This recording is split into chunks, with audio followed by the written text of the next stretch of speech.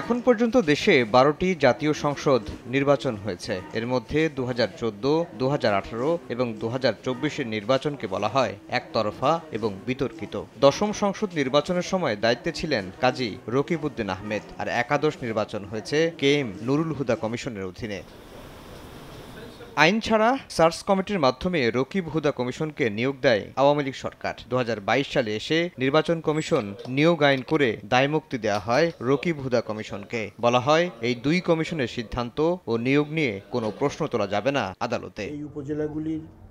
আইনজীবীরা বলছেন, এই দুই কমিশনের অধীনে হওয়া বিতর্কিত নির্বাচনকে বৈধতা দিতেই দায়মুক্তি দিয়েছে সরকার, যা অসাংবিধানিক। তাদের নিয়োগ প্রক্রিয়া যদি আইন অনুযায়ী না হয়ে থাকে, আনকনস্টিটিউশনাল ডিক্লেয়ার হয়ে থাকে, দায়মুক্তি যদি আনকনস্টিটিউশনাল ডিক্লেয়ার হয়ে থাকে, তাহলে তাদের কৃত সকল কর্মকাণ্ডই নেসেসারিলি অনিবার্যভাবে অবৈধ হিসেবে ডিক্লেয়ার করতে হবে।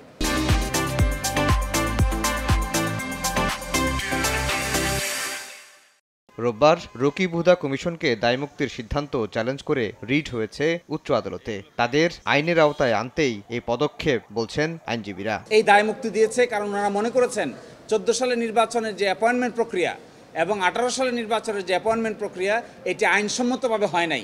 এটি ওনারা মনে করেছেন দেখেই বলেছেন যে এই ব্যাপারে আদালতে কোনো প্রশ্ন উত্থাপন করা যাবে না। আর না হয় দায়মুক্তি দেওয়ার আর কোনো কারণ থাকতে পারে না। নিজেরাই ভেবে নিয়েছেন যে এটি বেআইনি কাজ হয়েছে, এখন এটিকে বৈধতা দিতে হবে। খুব শীঘ্রই এই বিষয়ে শুনানি হবে বলে জানিয়েছেন রিটকারীরা। আফজাল হোসেন, সময় সংবাদ, ঢাকা।